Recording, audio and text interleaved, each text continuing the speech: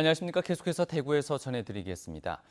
광복절인 오늘 대구와 경북 지역은 오후부터 내일 낮까지 비가 내리겠습니다.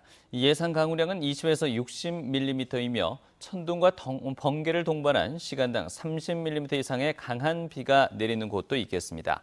오늘 낮 최고 기온은 대구 35도 등 27도에서 33도의 분포로 어제보다 3, 4도가량 낮겠습니다. 내일은 비가 그친 뒤 흐리겠고 아침 최저 기온은 대구 26도 등 22도에서 27도, 낮 최고 기온은 대구 32도 등 27도에서 33도의 분포로 오늘보다 기온이 더 낮겠습니다. 대구 기상지청은 내일부터 폭염이 일시적으로 주춤해질 것으로 내다봤습니다.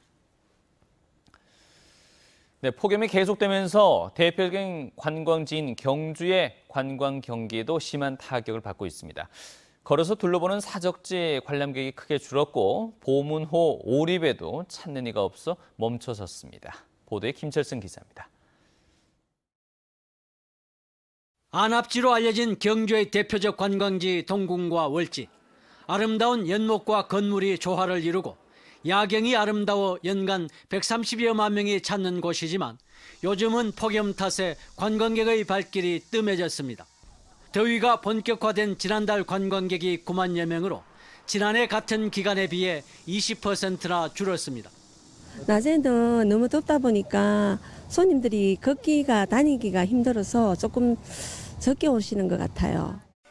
앵무새와 파충류, 물고기 등 3천여 마리를 보유해 어린이와 가족 단위 관광객들에게 인기가 높은 버드파크. 밖에는 너무 더워서 돌아다니기 힘든데 안에 새들도 보고 예쁘니까 좋아요. 더위를 덜 타는 색다른 실내 관광지이지만 이곳 역시 전체 관광객 감소의 영향으로 입장객이 30% 남짓 감소했습니다. 보문 호수의 상징인 오리배도 운항을 중단하고 줄줄이 멈추었었습니다. 예년에는 주로 저수량이 줄어 운항을 중단했으나 올해는 찜통 더위까지 더해져 배를 타려는 손님이 사라졌습니다. 계속된 폭염으로 인해서 고객님들 찾는 손님도 없으시고 30도 이상이 되면 건강과 안전을 위해서 저희들이 영업을 중단하고 있습니다. 여름 휴가철이면 예약이 힘들었던 보문단지 골프장도 예외가 아닙니다.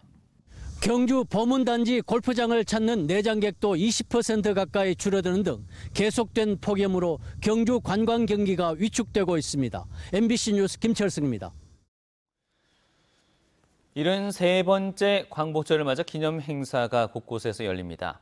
대구시는 잠시 후 10시 대구 오페라하우스에서 애국지사와 보훈단체장, 시민 등 1000여 명이 참석한 가운데 제73회 광복절과 정부 수립 70주년 기념식을 갖습니다. 기념식에 앞서 오전 9시에는 대구시장과 기관단체장들이 국립시남선열공원을 참배했습니다.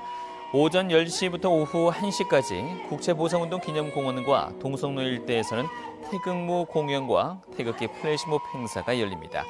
경상북도도 도청 동락관에서 광복절과 정부 수립을 축하하는 기념 행사를 갖습니다. 삶의 질이 대구에서는 중구와 달성군이 가장 높은 것으로 나타났습니다. 이 한국은행 대경본부가 펴낸 시군 구별 삶의 질 평가와 정책적 시사점을 보면 삶의 질이 높은 곳이 2016년 중구와 달성군, 수성구 순이었습니다. 2013년 중구는 4번째를 기록했다가 이번에 크게 높아졌고 수성구는 2단계 하락했습니다. 다만 동구와 서구는 2013년과 2016년 모두 최하위를 기록했습니다. 연구에 참여한 교수 등 각계 전문가들은 삶의 질을 높이기 위해서 대구에서는 경제, 고용과 교육, 문화의 정책 비중을 확대해야 한다고 조언했습니다.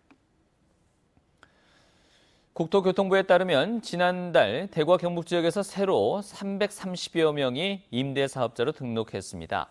등록된 임대주택 수는 대구와 경북 지역에 1000여 채로 나타났습니다.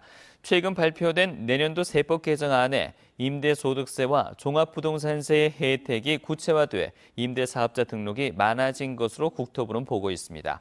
전국적으로는 지난달 6,900여 명이 임대사업자로 등록해 지난해 같은 달보다 52%, 전달보다 18% 늘었습니다. 이상으로 MBC 뉴스를 마치겠습니다. 고맙습니다.